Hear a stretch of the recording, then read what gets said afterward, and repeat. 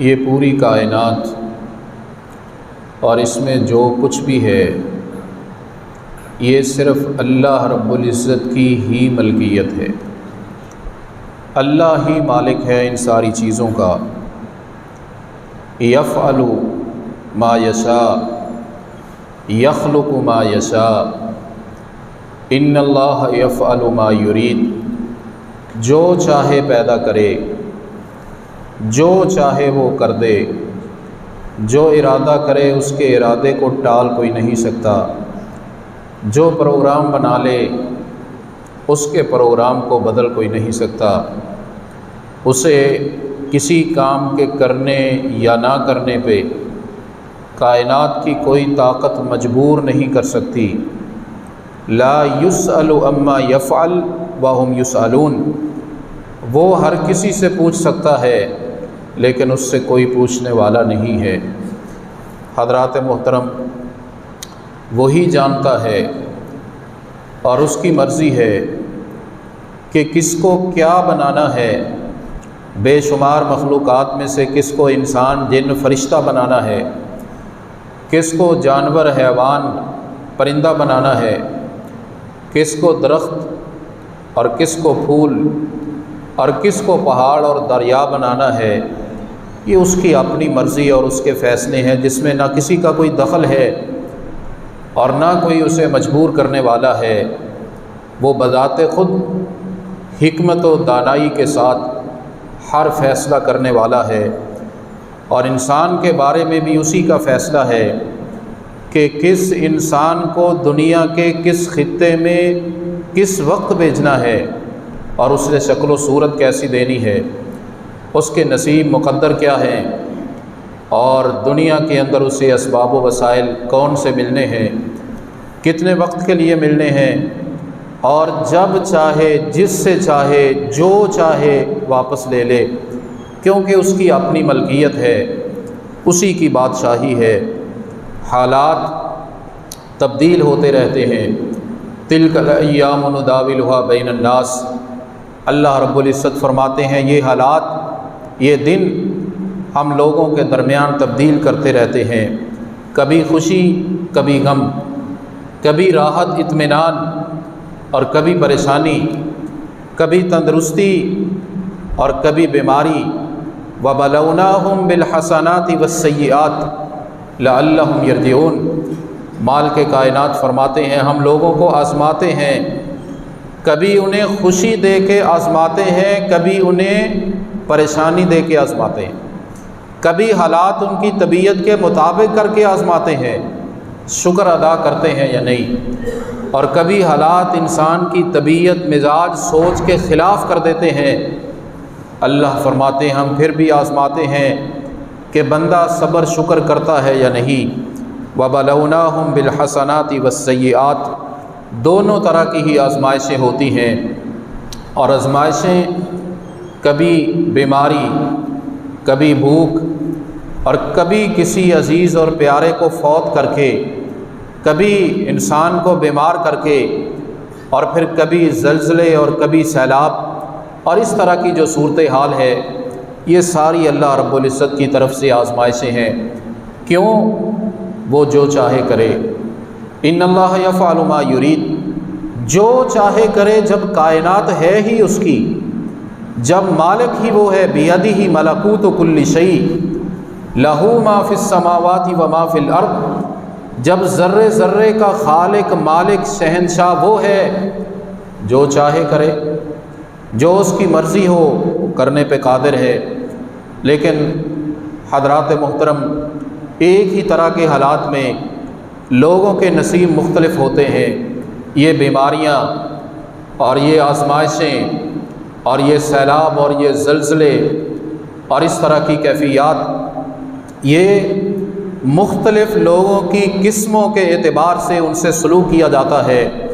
مجرموں کے لیے اور سرکش لوگوں کے لیے اور پکے نافرمانوں کے لیے یہ سیلاب اور یہ زلزلے اور یہ بیماریاں اور یہ بھوک اور افلاس، یہ ان کے لیے عذاب ہوتا ہے، ان کے لیے سزا ہوتی ہے۔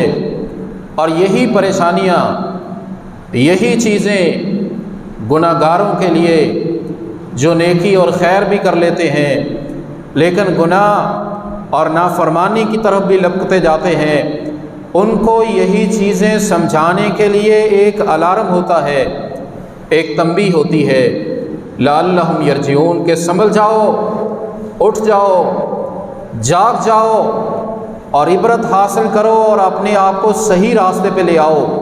حضرات، یہی زلزلے، یہی سیلاب اور یہی آفات مجرموں کے لیے عذاب ہیں، گناہگاروں کے لیے تنبیہ، الارم اور وارننگ ہے، اور انتہائی نیکوکار لوگوں کے لیے یہ آزمائش ہے اور ان کے درجات کو اور اونچا اور بلند کرنے کا ذریعہ ہے۔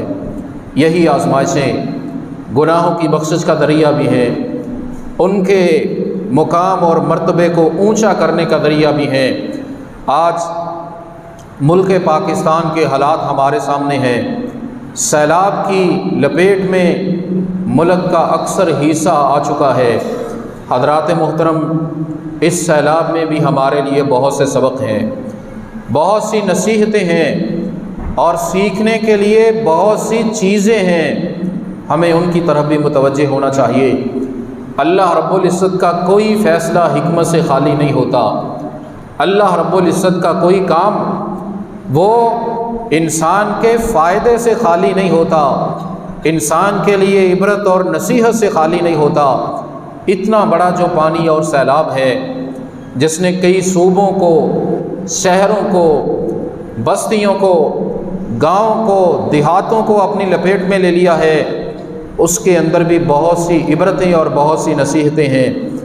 حضرات محترم، پہلی بات یہ سمجھ آتی ہے، سیلاب کو دیکھتے اور ہنستی مسکراتی بستیوں اور شہروں کو اجڑتے ہوئے دیکھ کے اور بادشاہوں کو فقیر بنتے ہوئے دیکھتے، جو ایک لمحہ دینے والے تھے اور اگلے لمحے ہاتھ پھیلا کے کھڑے ہیں کہ کوئی ہمیں دے دے، اس سے پتہ چلتا ہے اصل اور ہمیشہ کی بادشاہی صرف اللہ رب العزت کی، صرف اللہ رب العزت کی بادشاہی ہے ہمیشہ کے لیے۔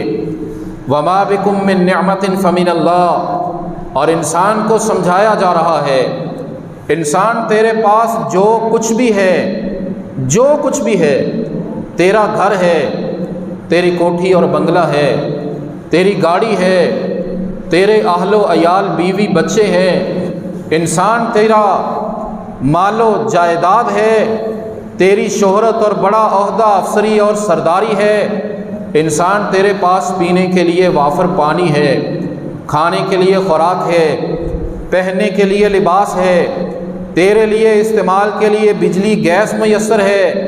انسان غور کر، یہ جتنی بھی نعمتیں ہیں اللہ فرماتے ہیں یہ ہم نے دی ہیں۔ بھول نہ جانا کہ میرے ہاتھ کی کمائی ہے، میرے فن کا کمال ہے، میرے علم کی بلندی ہے اور میری صلاحیتوں کا ثمر ہے، نہیں، یہ سارا کچھ تمہیں رب کائنات نے دیا ہے، اللہ رب العزت نے دیا ہے، اور وہ جب چاہے ان میں سے جو چیز چاہے لے لے، تو کچھ بھی نہیں کر سکتا۔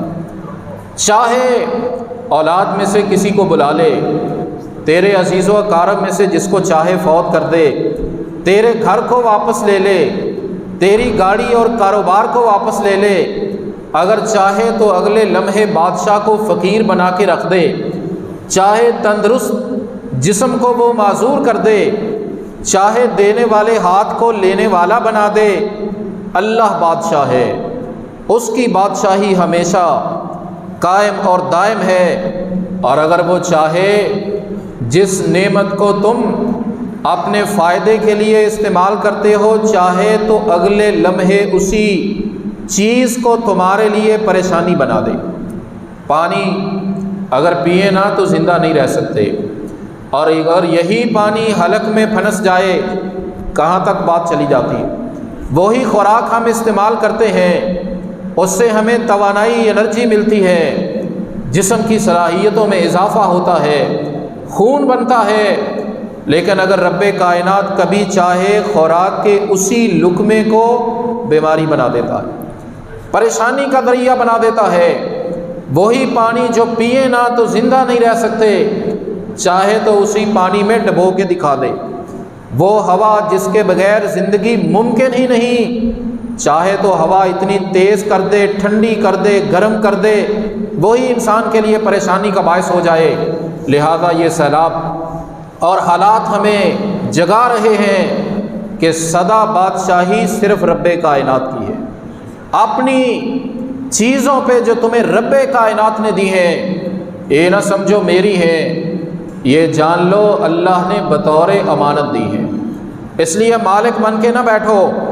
حضرات محترم، یہ بات بھی سمجھ آتی ہے کہ موت کے لیے انسان کو ہمیشہ تیار رہنا چاہیے۔ فلا تموتن الا وانتم مسلمون، موت کا کوئی وقت مقرر نہیں ہے۔ انسان سمجھے میں بڑے محفوظ قلعے کے اندر ہوں، مجھے موت نہیں آ سکتی، میں بڑے محفوظ بنگلے کے اندر ہوں، میری سیکیورٹی بہت زیادہ ہے، میرے پاس مال و جائیداد بہت زیادہ ہے، میرے پاس پیسہ اتنا ہے کہ دنیا کے مہنگے ترین ڈاکٹر سے میں علاج کروا سکتا ہوں۔ یہ انسان کی بھول ہے۔ افامن الذین مکروا السیئات ان یخسف اللہ بہم الارض، اللہ فرماتے ہیں کیا لوگ بے خوف ہو گئے؟ نافرمانیاں کرنے والے، اللہ رسول کی حکم عدولی کرنے والے، اللہ چاہے اچانک پکڑ لے، کوئی تم میں سے سنبھل ہی نہ سکے۔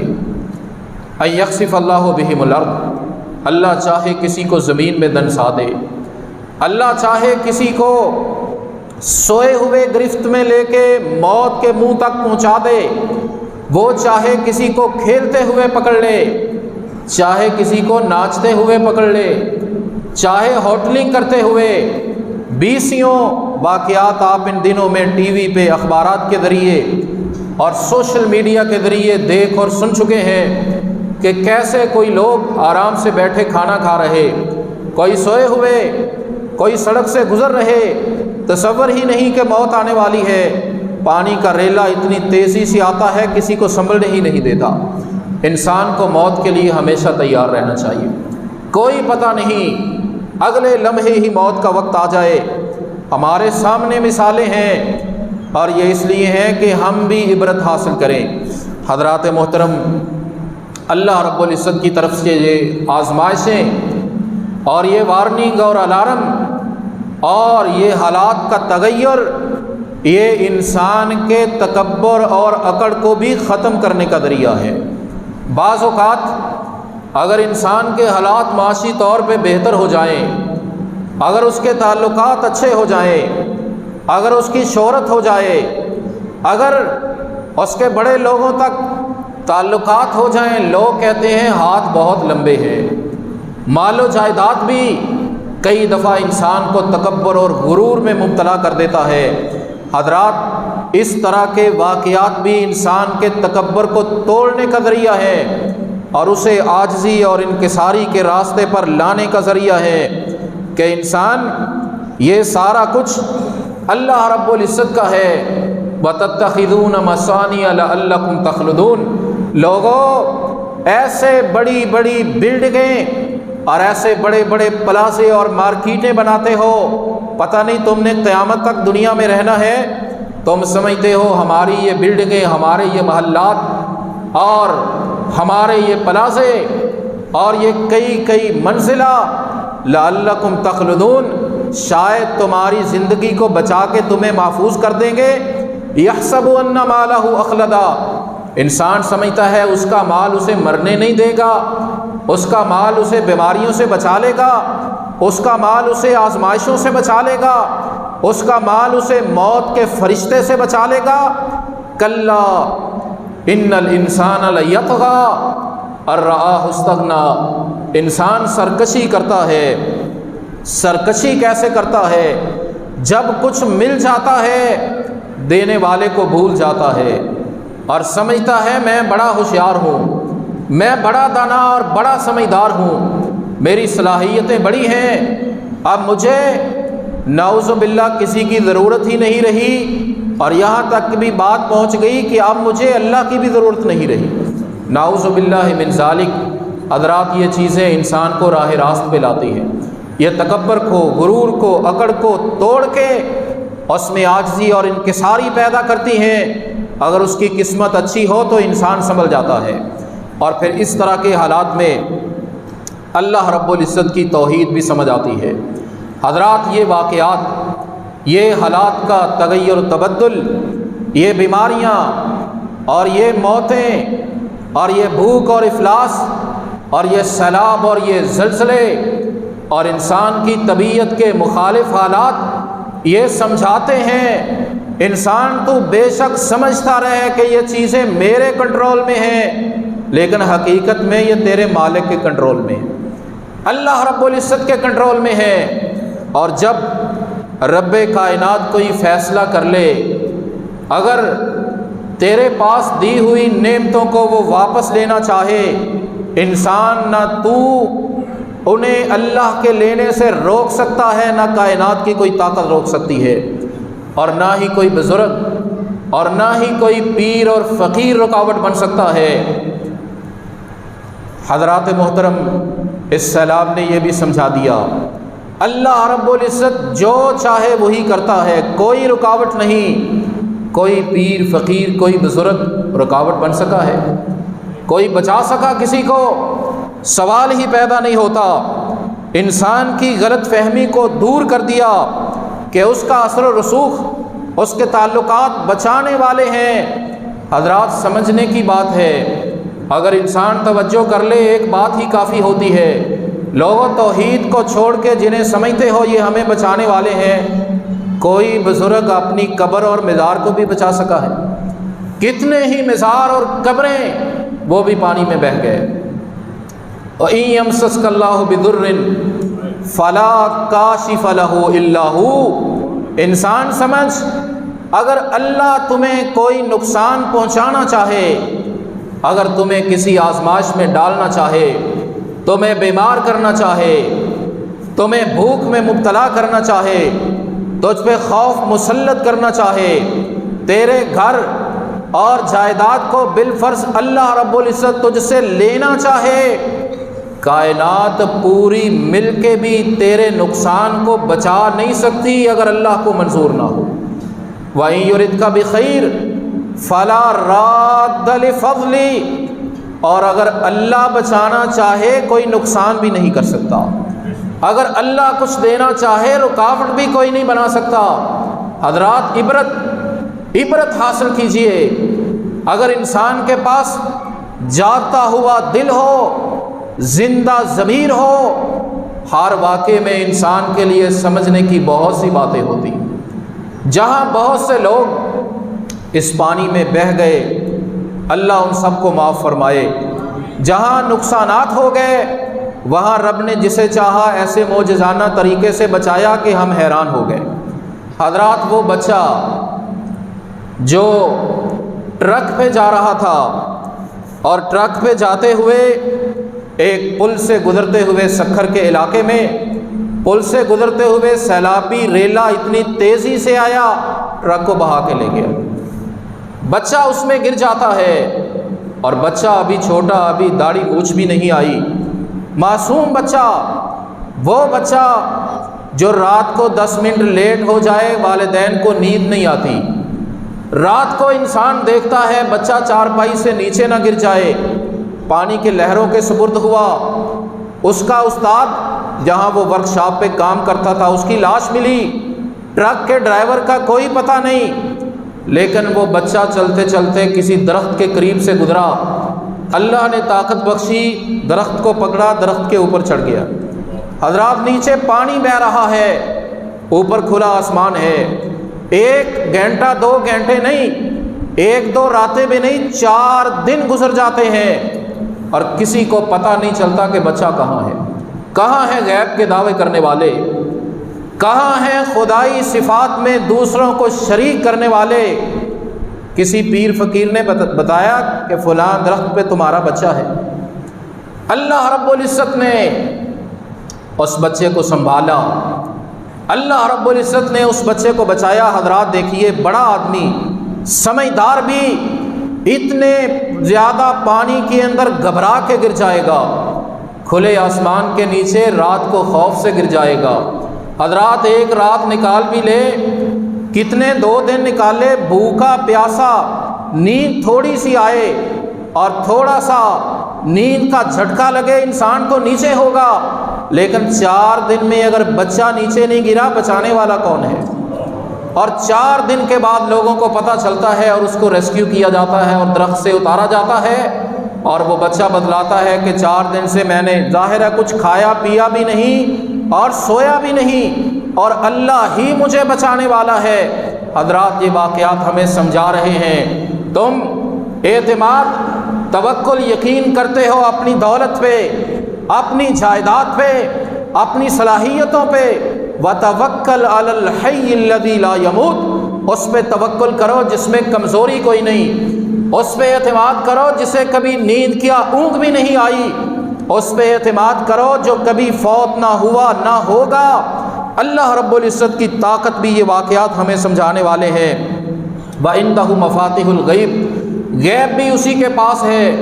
اور حضرات محترم، یہ آزمائشیں ہمیں یہ سبق بھی دیتی ہیں۔ حضرات بہت بڑی بات ہے، آزمائش آ جائے، بیماری آ جائے، کوئی فوت ہو جائے، کاروبار تباہ ہو جائے، اللہ نہ کرے گھر برباد ہو جائے، سارا کچھ اجڑ جائے، مسلمان سارا کچھ چلا جائے، تیرا ایمان نہیں جانا چاہیے۔ اور اگر ایمان ہو، ان ساری آزمائشوں پہ تمہیں صبر کرنا چاہیے، اللہ کا شکوہ نہیں کرنا چاہیے، اللہ کا گلہ نہیں کرنا، اللہ رب العزت کی رضا پہ پھر بھی راضی رہنا ہے۔ اللہ کا جو فیصلہ ہے اس میں حکمت ہے، سارا کچھ اسی کا ہے، جو اس نے کیا غم پریشانی ہو سکتی ہے، لیکن پھر بھی انسان الحمدللہ، انا للہ و انا الیہ راجعون، اللہ اگر یہ چیزیں تیرے پاس چلی گئیں، کل کو میں نے بھی آنا ہے، میں بھی تو تیرا ہی ہوں۔ اور انسان کو صبر سکھایا ہے۔ آج لوگ کہہ رہے ہیں سیلاب بڑا ظالم ہے، پانی نے یہ کر دیا، پانی نے وہ کر دیا۔ حضرات قرآن و سنت کی تعلیمات کی روشنی میں کبھی پانی کو برا نہ کہیں، کبھی سیلاب کو گالی نہ دیں، کبھی زلزلے پہ تنقید نہ کریں، کبھی بخار کو گالی نہ دیں۔ یہ آزمائشیں کیا خیال ہے اپنی مرضی سے آ جاتی؟ نہیں آتی، ان کو بیچنے والا رب کائنات ہے۔ پریشانی ہے اس کے سامنے گڑ گڑاؤ، ان کو دور کر دے، ان کو برا نہ کہو۔ نبی کریم علیہ السلام ایک خاتون کے پاس گزر ہوا، حضرت ام صائب، پوچھا خاتون کیا ہوا، تم تو کپ کپا رہی ہو؟ اللہ کے رسول حمّا لا بارک اللہ فیہا، اللہ کے رسول بخار ہو گیا ہے، اللہ اس کا ستیہ ناش کرے، بخار ہو گیا ہے۔ نبی کریم علیہ السلام نے کیا فرمایا؟ ہم بھی کہتے ہیں بڑی ظالم درد ہے، بڑا ظالم بخار ہے۔ نبی کریم علیہ السلام نے فرمایا لا تسب الحمّا، ام صاحب خبردار بخار کو گالی نہ دو، بخار کو برا نہ کہو، بخار اپنی مرضی سے نہیں آتا۔ اور پھر نبی کریم علیہ السلام نے فرمایا فَإِنَّهَا تُذْهِبُ خَطَايَا بَنِي آدم كَمَا يُذْهِبُ الْكِيرُ خَبَثَ الْحَدِيدِ، اگر انسان صبر کرتا ہے، اللہ کی رضا پہ راضی رہتا ہے، بخار آدم کے بیٹے کو گناہوں سے ایسے پاک کر دیتا ہے جیسے بٹی لوہے کی میل کچیل کو صاف کر دیتی۔ یہ تمہارے لیے گناہوں کی معافی کا ذریعہ ہے۔ یہ آزمائشیں اور پریشانیاں اگر صبر کریں، اللہ کی رضا پہ راضی رہیں، انشاءاللہ یہ گناہوں کی معافی کا، بخشش کا، مغفرت کا، درجات کی بلندی کا ذریعہ ہے۔ اور اگر ان کو گالیاں دیں تو کیا کر لیں گے؟ پھر بھی کچھ نہیں سکے گا، لیکن اجر و ثواب ضائع ہو جائے گا۔ نبی کریم علیہ السلام نے فرمایا فمن رضی فلہ الرضا ومن سخط فلہ السخط، جو اللہ کی طرف سے آنے والی بیماری، آزمائش، نقصان پہ راضی ہوتا ہے، اللہ تیرا فیصلہ ہے، میں تیرے فیصلے پہ راضی ہوں۔ نبی کریم علیہ السلام نے فرمایا اللہ فرماتے ہیں بندے میں تجھ پہ بھی راضی ہوں، میں بھی تجھ پہ راضی ہو گیا۔ اور جو ناراض ہو کے بیماری کو، آزمائش کو گالی دے، برا کہے، اللہ پہ ناراض ہو جائے، گلہ اور شکوہ کرے، عرش والا اس پہ ناراض ہو جاتا ہے۔ یہ بھی سبق ہے کہ ان بیماریوں کو، آزمائشوں کو گالی نہ دیں، اللہ رب العزت سے گڑ گڑا کے دعائیں کریں، وہ ہمیں ان سے محفوظ فرمائے۔ وآخر دعوانا الحمد للہ رب العالمین۔